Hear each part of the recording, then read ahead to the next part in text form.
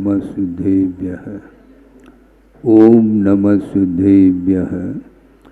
नमः श्री वर्धमानाय निर्धूत कलिलात्मने सालूकानां त्रिलोकानां यद विद्या दर्पणायते। अहिंसा परमो धर्म की, महावीर भगवान की। प्रातः स्मरणे परम पूजाचार्य गुरुवर श्री विद्यासागर जी मुनि महाराज की। आचार्य भगवान समय सागर जी गुरुदेव की।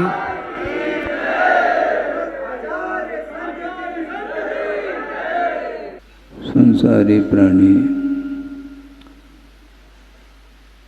अपने लक्ष्य तक पहुंचने के लिए विभिन्न साधनों को अपना लेता है। उसी प्रकार परमात्म तत्व को प्राप्त करने के लिए अनेक प्रकार के साधन हैं, जिसमें कि सम्यक दर्शन को प्रमुखता दी है। मोक्ष मार्ग की प्रथम सीढ़ी या बिन ज्ञान चरित्र। मोक्ष मार्ग पर आरूढ़ होने के लिए विश्वास की बड़ी आवश्यकता होती है। आस्था के बल पर हम आगे बढ़ सकते हैं। विश्वास यदि नहीं है तो मोक्ष मार्ग पर आरूढ़ होना संभव नहीं है। देव, शास्त्र और गुरु ये तीनों मोक्ष तक पहुंचाने में साधनभूत हैं। इनके प्रति जब आस्था जागृत होती है उसका नाम सम्यक्त्व कहा है। ये दुर्लभतम वस्तु है। आप दुनिया में किसी भी वस्तु को खरीदने के लिए चले जाते हैं और अनेक प्रकार के वस्तुओं को आप वित्त के माध्यम से खरीदते हैं, किंतु यहाँ पर सम्यक दर्शन को प्राप्त करने के लिए वित्त की आवश्यकता नहीं, बल्कि वित्त के विमोचन की आवश्यकता है। धार्मिक क्षेत्र में दान के रूप में वित्त का सदुपयोग किया जाता है, अन्यथा न लें। किंतु प्रत्येक व्यक्ति की यह स्थिति है, सांसारिक क्षेत्र में वह वित्त का कितना उपयोग करता है, बेहिसाब उपयोग कर लेता है। एक कन्या के संबंध करने में करोड़ों रुपए व्यय कर लेता है। इस प्रकार के भी लोग हैं समाज के अंदर। और यहाँ पर कोई भी धार्मिक कार्य करना है तो एक इंच आप बढ़ते हैं। 1, 2, 3, पौने 3, 99 बोलना पड़ रहा है। आप सोचो, विचार करो।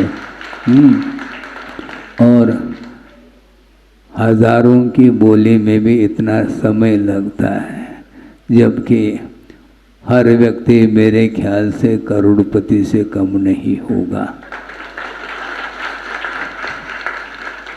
लेकिन आचार्य कहते हैं 3 लोक के नाथ, 3 लोक के स्वामी बनने के लिए वित्त की आवश्यकता नहीं, किंतु वित्त का अर्थ सम्यक ज्ञान होता है।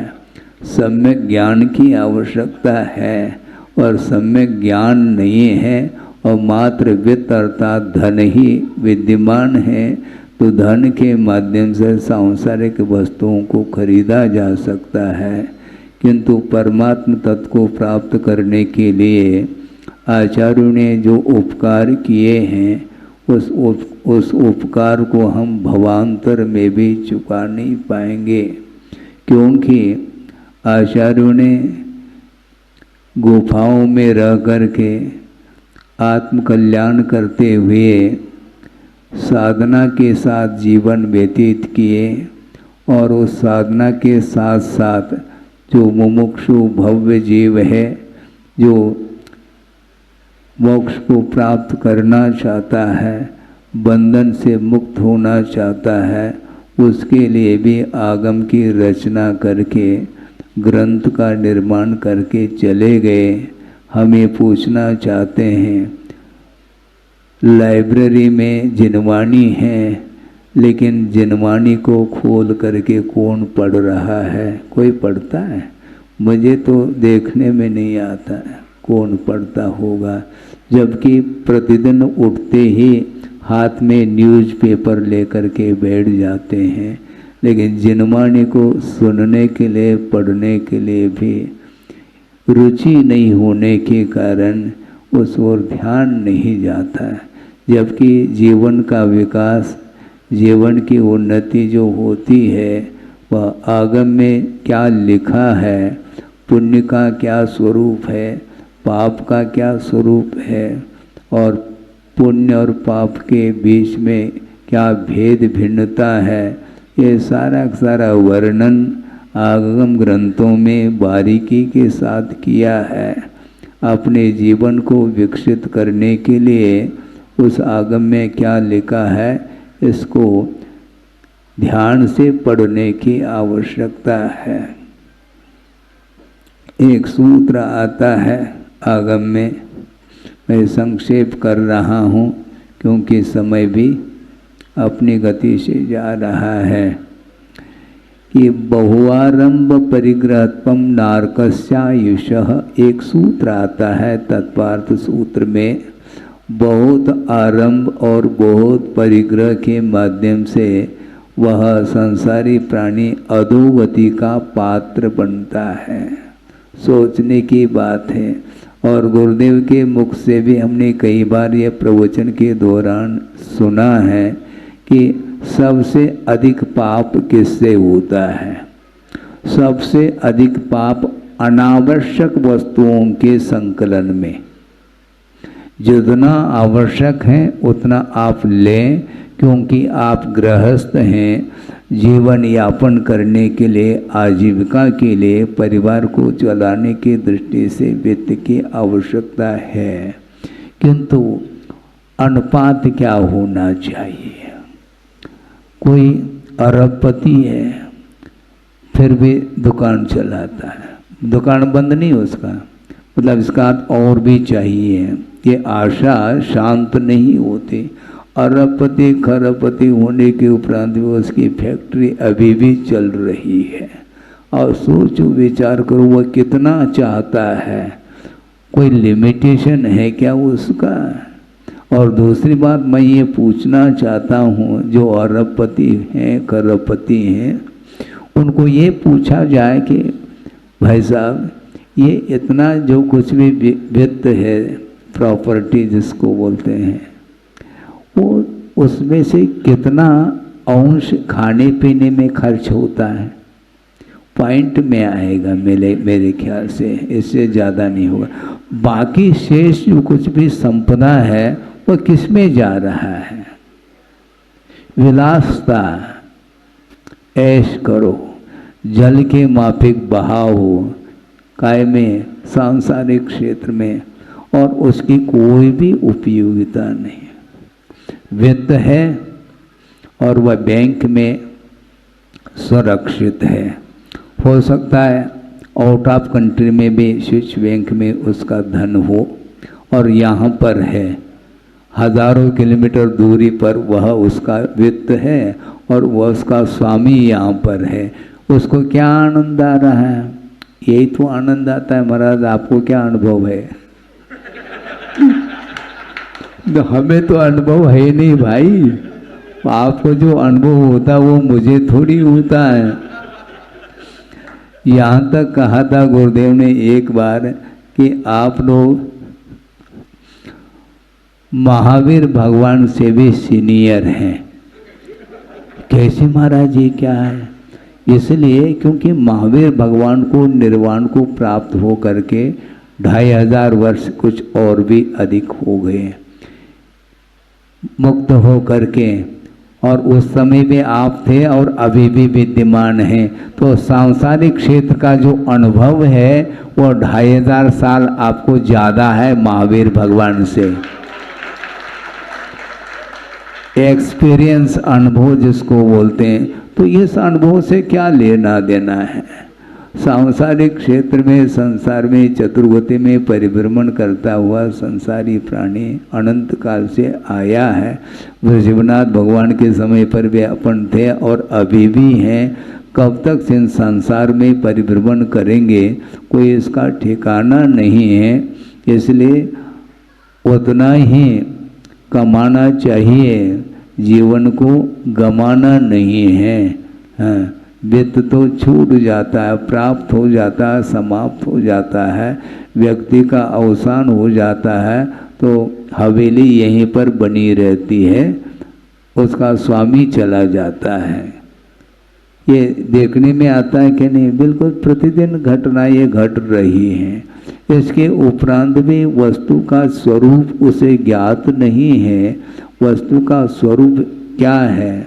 वस्तुतः अवस्थाएं परिवर्तित होती हैं और जीव हमेशा बना रहता है।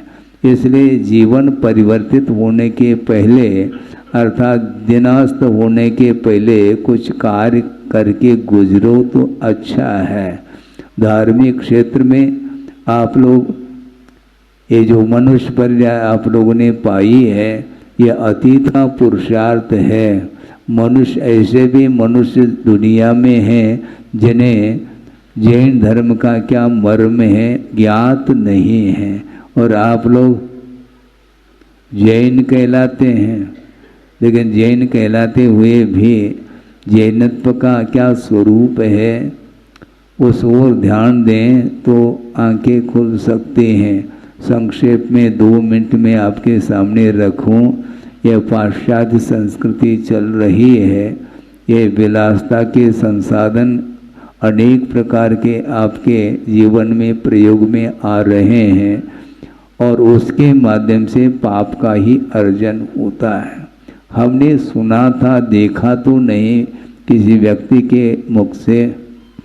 उनको हमने कहा कि भैया थोड़ी बहुत स्वाध्याय आदि किया करो। महाराज स्वाध्याय में मन नहीं लगता, स्वाध्याय में बैठ जाता हूँ तो नींद आती है, प्रवचन सुनने के लिए बैठ जाता हूँ तो नींद आती है, माला फेरने के लिए बैठ जाता हूँ तो नींद आती है। तो गुरुदेव ने ये कहा, जब तुम नोट के मंडल गिनते हैं उस समय नींद आती है क्या? ताली बज गई। क्योंकि बड़े रुचि के साथ नोट गिनते रहते हैं, उस समय कभी भी किसी को झपकी नहीं आती।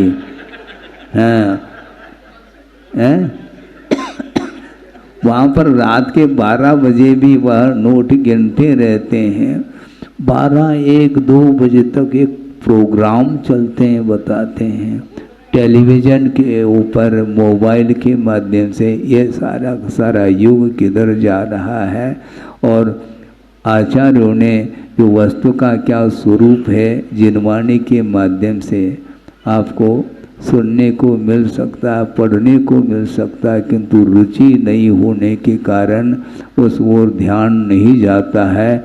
इसलिए अत्यधिक मात्रा में परिग्रह का संचय करना और आरंभ आदि का कार्य करने से वह अधोगति का पात्र होता है। कुछ क्षण के लिए पाप करता है संसारी प्राणी और उसका फल भोगने के लिए सागरूपम आयु तक वहाँ पर फल भोगेगा, यहाँ नहीं भोग सकता, क्योंकि पाप के फल भोगने के लिए उसी प्रकार के क्षेत्र आदि की आवश्यकता पड़ती है। नरकों में जा कर के वह सागरूपम आयु तक वह निरंतर तिल तिल करे देह के खंड हैं। चढ़ाला तो पढ़ो कम से कम, बड़े बड़े ग्रंथ तो छोड़ो। हैं तिल तिल करे देह के खंड, असुर भिड़ावे दुष्ट प्रचंड, ये कारिका आती है। अर्थ ये हुआ कि अत्यासक्ति के कारण संसारी प्राणी का विनाश हो रहा है। विनाश का कारण और कुछ नहीं, आत्मगत कुछ ऐसे परिणाम हैं जिनके माध्यम से आत्मा का विनाश होता है, और आत्मगत कुछ ऐसे उज्जवल परिणाम होते हैं, निर्मल परिणाम होते हैं, जो कि देव शास्त्र गुरु के प्रति आराधना का जो भाव जागृत होता है उसके माध्यम से पुण्य का संचय होता है और उसके उदय में सद्गति मिलती है। इसलिए सद्गति प्राप्त करना चाहो तो निरंतर हमें धर्म की आराधना करनी चाहिए। और आप लोग पढ़ते हैं कितने शरण हैं? 4, लेकिन 400 के शरण जा रहे हैं। समस्या ये जा रही है। चत्वारि शरणम पवज्जामे, कौन कौन से? अरहंत, सिद्ध, साधु, केवली, प्रणीत धर्म, ये 4 ही हमारे लिए शरण लेने योग्य हैं। मोक्ष को प्राप्त करने के लिए ये 4 ही हमारे लिए आलंबनी हैं। इस प्रकार निरंतर आप जाप आदि किया करो, जिसके माध्यम से पुण्य का संचय होता है। लेकिन ये ध्यान रखो, जो संचित पुण्य है उसका फल भोगना नहीं कभी भी। पुण्य क्षीण कब होता है मालूम है? लड़का है, बहुत दिन से वह पुरुषार्थ करते करते करते कुछ धन एकत्रित किया, किस लिए? मेले में जाने के लिए, और 150 रुपये एकत्रित करके पहुंच गया। अभी एंट्री है, प्रवेश पा रहा है मेले में, अभी भीतर पहुंचा नहीं, और वहाँ पर कौन सा दृश्य देखने को मिल रहा है? ताश पत्ते खेलने का। उस दाव उसने देख लिया, एक ने 10 रुपये लगा दी और उसको 100 रुपये मिल गए। किसी ने 1 रुपये लगा दी, उसको 10 रुपये मिल गए। तो उस लड़के के मुंह में भी पानी आ गया, हमें भी लगाना चाहिए। और बड़ी पुरुषार्थ से 100 रुपये एकत्रित किया था, लगा दिया और बस समाप्त हो गया। खेल समाप्त, पुण्य क्षीण हो गया। लौटो, अब मेले का आनंद नहीं ले पाया है, क्योंकि पैसा हजम हो गया।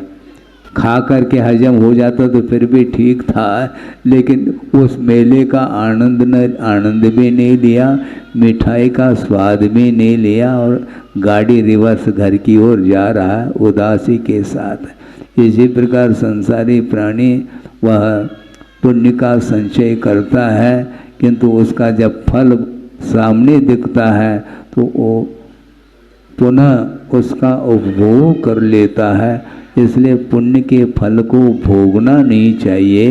निरपेक्ष भाव के साथ पुण्य का संचय करो, जिसके माध्यम से भविष्य उज्जवल हो सकता है। भविष्य का निर्माण जो होगा वह वर्तमान के ऊपर निर्धारित है। इसलिए बिना किसी अपेक्षा के, बिना किसी सांसारिक वस्तुओं की अपेक्षा रखे यदि धर्म की आराधना करते हैं तो भविष्य में आप लोगों के लिए धर्म साधन करने के लिए इससे भी अच्छी मोक्ष मार्ग की सामग्री मिल सकती है, जिसके माध्यम से कर्म को काट करके मोक्ष को प्राप्त किया जा सकता है।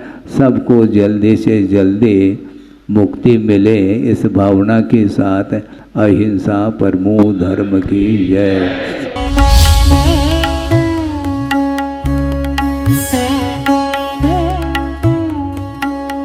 ओम नमः सिद्धेभ्यः, ओम नमः सिद्धेभ्यः। नमः श्री वर्धमानाय निर्धूत कलिलात्मने, सालोकानां त्रिलोकानां यद विद्या दर्पणायते। अहिंसा परमो धर्म की, महावीर भगवान की। प्रातः स्मरणे परम पूजाचार्य गुरुवर श्री विद्यासागर जी मुनि महाराज की। आचार्य भगवान समय सागर जी गुरुदेव की।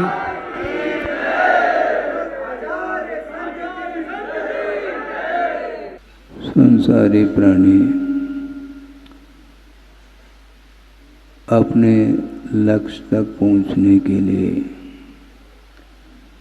विभिन्न साधनों को अपना लेता है। उसी प्रकार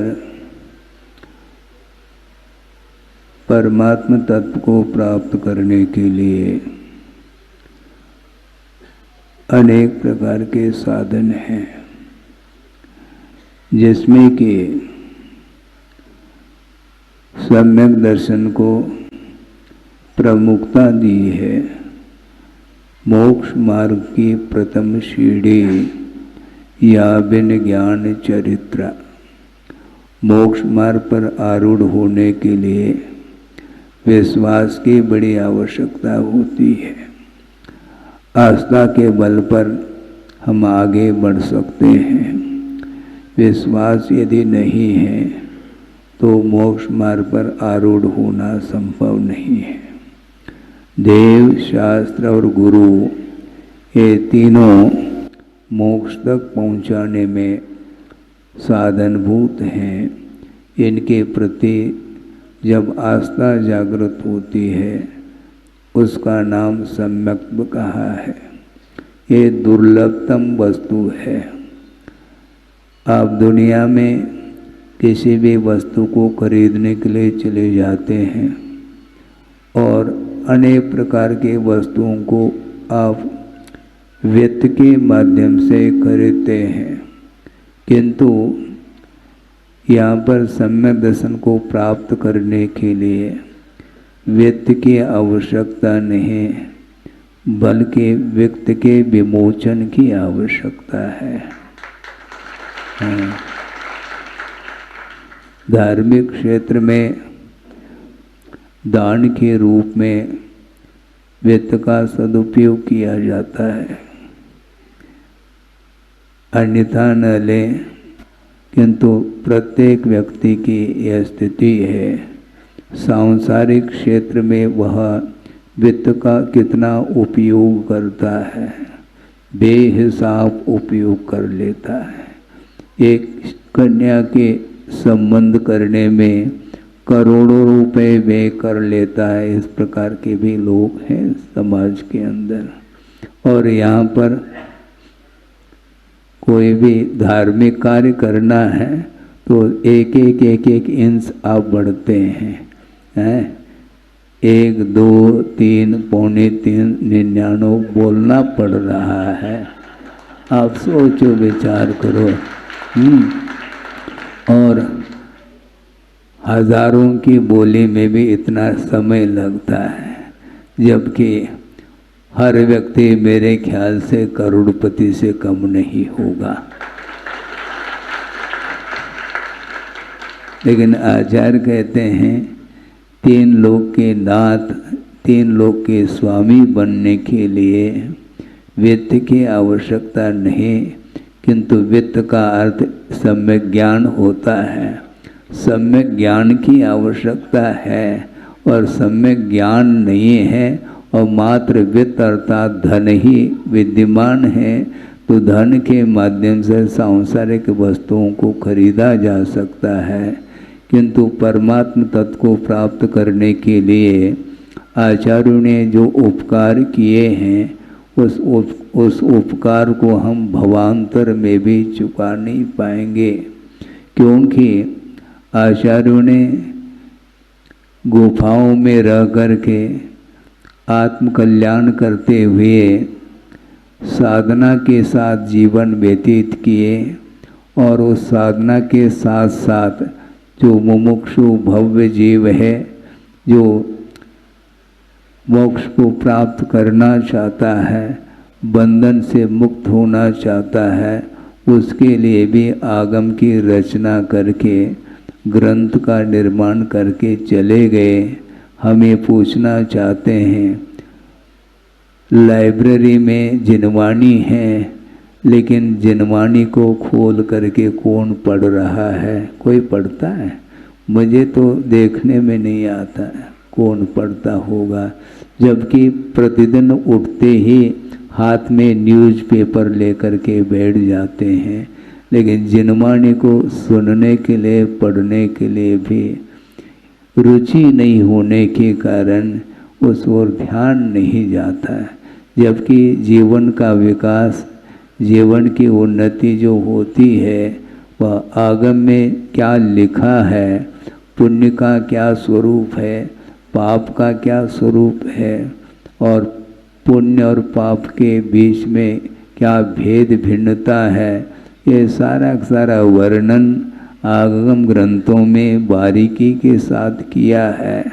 अपने जीवन को विकसित करने के लिए उस आगम में क्या लिखा है इसको ध्यान से पढ़ने की आवश्यकता है।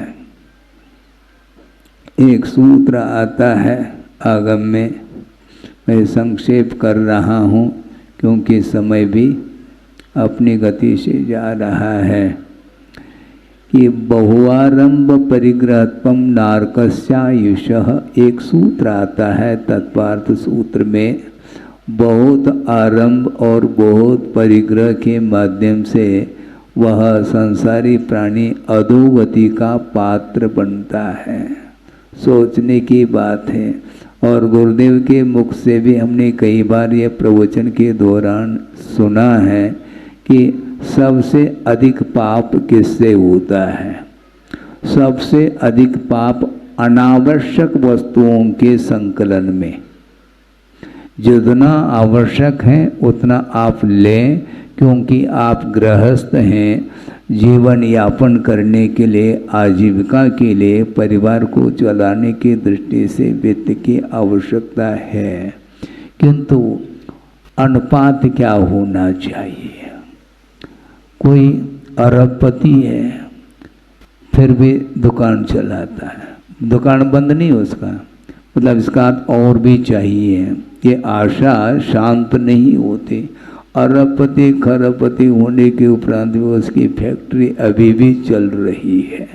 और सोचो विचार करो वह कितना चाहता है, कोई लिमिटेशन है क्या उसका? और दूसरी बात मैं ये पूछना चाहता हूँ, जो अरबपति हैं खरबपति हैं उनको ये पूछा जाए कि भाई साहब ये इतना जो कुछ भी वित्त है, प्रॉपर्टी जिसको बोलते हैं, वो उसमें से कितना अंश खाने पीने में खर्च होता है? पॉइंट में आएगा मेरे ख्याल से, इससे ज़्यादा नहीं होगा। बाकी शेष जो कुछ भी संपदा है वह किस में जा रहा है?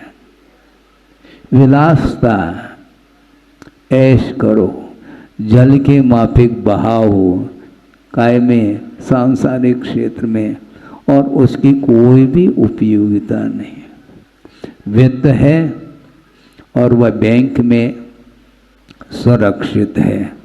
हो सकता है आउट ऑफ कंट्री में भी स्विस बैंक में उसका धन हो, और यहाँ पर है हजारों किलोमीटर दूरी पर वह उसका वित्त है और वह उसका स्वामी यहाँ पर है। उसको क्या आनंद आ रहा है? यही तो आनंद आता है महाराज। आपको क्या अनुभव है? तो हमें तो अनुभव है नहीं भाई। आपको जो अनुभव होता वो मुझे थोड़ी होता है। यहाँ तक कहा था गुरुदेव ने एक बार कि आप लोग महावीर भगवान से भी सीनियर हैं। कैसे महाराज ये क्या है? इसलिए क्योंकि महावीर भगवान को निर्वाण को प्राप्त हो करके 2500 वर्ष कुछ और भी अधिक हो गए मुक्त हो करके, और उस समय में आप थे और अभी भी विद्यमान हैं। तो सांसारिक क्षेत्र का जो अनुभव है वो 2500 साल आपको ज़्यादा है महावीर भगवान से। एक्सपीरियंस, अनुभव जिसको बोलते हैं, तो इस अनुभव से क्या लेना देना है? सांसारिक क्षेत्र में, संसार में, चतुर्गति में परिभ्रमण करता हुआ संसारी प्राणी अनंत काल से आया है। वृषभनाथ भगवान के समय पर भी अपन थे और अभी भी हैं। कब तक इन संसार में परिभ्रमण करेंगे कोई इसका ठिकाना नहीं है। इसलिए उतना ही कमाना चाहिए, जीवन को गमाना नहीं है। हाँ, वित्त तो छूट जाता है, प्राप्त हो जाता है, समाप्त हो जाता है, व्यक्ति का अवसान हो जाता है, तो हवेली यहीं पर बनी रहती है, उसका स्वामी चला जाता है। ये देखने में आता है कि नहीं, बिल्कुल प्रतिदिन घटना ये घट रही हैं। इसके उपरांत भी वस्तु का स्वरूप उसे ज्ञात नहीं है। वस्तु का स्वरूप क्या है? वस्तुतः अवस्थाएं परिवर्तित होती हैं और जीव हमेशा बना रहता है। इसलिए जीवन परिवर्तित होने के पहले अर्थात दिनास्त होने के पहले कुछ कार्य करके गुजरो तो अच्छा है। धार्मिक क्षेत्र में आप लोग ये जो मनुष्य पर्याय आप लोगों ने पाई है, ये अतीत का पुरुषार्थ है। मनुष्य ऐसे भी मनुष्य दुनिया में हैं जिन्हें जैन धर्म का क्या मर्म है ज्ञात नहीं है, और आप लोग जैन कहलाते हैं, लेकिन जैन कहलाते हुए भी जैनत्व का क्या स्वरूप है उस ओर ध्यान दें तो आंखें खुल सकती हैं। संक्षेप में 2 मिनट में आपके सामने रखूं, यह पाश्चात्य संस्कृति चल रही है। ये विलासता के संसाधन अनेक प्रकार के आपके जीवन में प्रयोग में आ रहे हैं और उसके माध्यम से पाप का ही अर्जन होता है। हमने सुना था, देखा तो नहीं किसी व्यक्ति के मुख से। उनको हमने कहा कि भैया थोड़ी बहुत स्वाध्याय आदि किया करो। महाराज स्वाध्याय में मन नहीं लगता, स्वाध्याय में बैठ जाता हूँ तो नींद आती है, प्रवचन सुनने के लिए बैठ जाता हूँ तो नींद आती है, माला फेरने के लिए बैठ जाता हूँ तो नींद आती है। तो गुरुदेव ने ये कहा, जब तुम नोट के मंडल गिनते हैं उस समय नींद आती है क्या? ताली बज गई, क्योंकि बड़े रुचि के साथ नोट गिनते रहते हैं, उस समय कभी भी किसी को झपकी नहीं आती।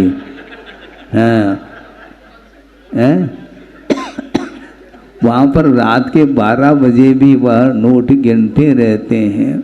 12, 1, 2 बजे तक एक प्रोग्राम चलते हैं, बताते हैं टेलीविज़न के ऊपर, मोबाइल के माध्यम से। ये सारा युग किधर जा रहा है?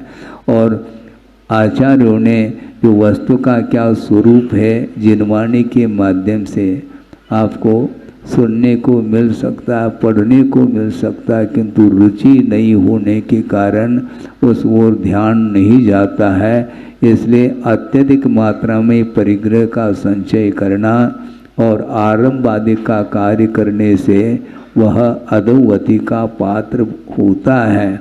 कुछ क्षण के लिए पाप करता है संसारी प्राणी और उसका फल भोगने के लिए सागरूपम आयु तक वहाँ पर फल भोगेगा, यहाँ नहीं भोग सकता, क्योंकि पाप के फल भोगने के लिए उसी प्रकार के क्षेत्र आदि की आवश्यकता पड़ती है।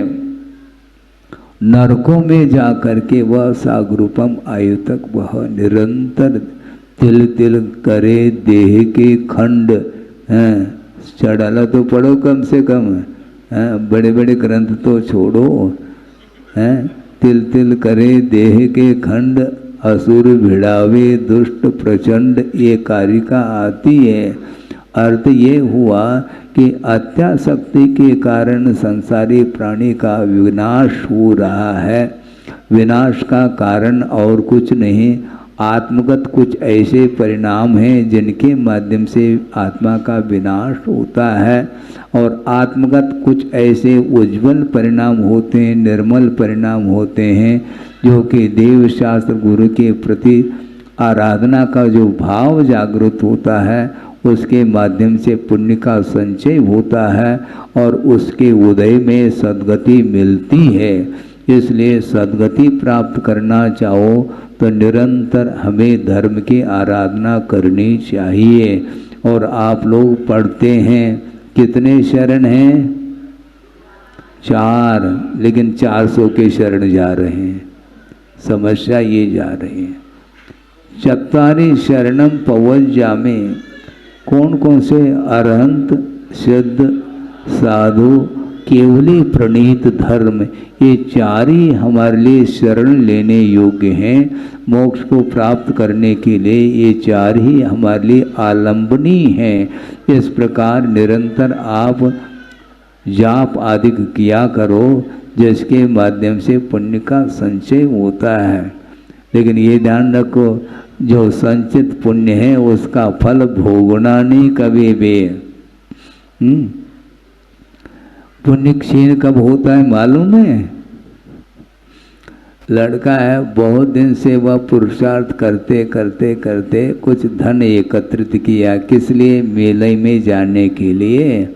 और 150 रुपये एकत्रित करके पहुंच गया। अभी एंट्री है, प्रवेश पा रहा है मेले में, अभी भीतर पहुंचा नहीं। और वहाँ पर कौन सा दृश्य देखने को मिल रहा है? ताश पत्ते खेलने का। उस दाव उसने देख लिया, एक ने 10 रुपये लगा दी और उसको 100 रुपये मिल गए। किसी ने 1 रुपये लगा दी, उसको 10 रुपये मिल गए। तो उस लड़के के मुंह में भी पानी आ गया, हमें भी लगाना चाहिए। और बड़ी पुरुषार्थ से 100 रुपये एकत्रित किया था, लगा दिया और बस समाप्त हो गया, खेल समाप्त, पुण्य क्षीण हो गया। लौटो, अब मेले का आनंद नहीं ले पाया है, क्योंकि पैसा हजम हो गया। खा करके हजम हो जाता तो फिर भी ठीक था, लेकिन उस मेले का आनंद भी नहीं लिया, मिठाई का स्वाद भी नहीं लिया, और गाड़ी रिवर्स घर की ओर जा रहा है उदासी के साथ। इसी प्रकार संसारी प्राणी वह पुण्य का संचय करता है, किंतु उसका जब फल सामने दिखता है तो वो पुनः उसका उपभोग कर लेता है। इसलिए पुण्य के फल को भोगना नहीं चाहिए। निरपेक्ष भाव के साथ पुण्य का संचय करो, जिसके माध्यम से भविष्य उज्जवल हो सकता है। भविष्य का निर्माण जो होगा वह वर्तमान के ऊपर निर्धारित है। इसलिए बिना किसी अपेक्षा के, बिना किसी सांसारिक वस्तुओं की अपेक्षा रखे यदि धर्म की आराधना करते हैं तो भविष्य में आप लोगों के लिए धर्म साधन करने के लिए इससे भी अच्छी मोक्ष मार्ग की सामग्री मिल सकती है, जिसके माध्यम से कर्म को काट करके मोक्ष को प्राप्त किया जा सकता है। सबको जल्दी से जल्दी मुक्ति मिले, इस भावना के साथ अहिंसा परमो धर्म की जय।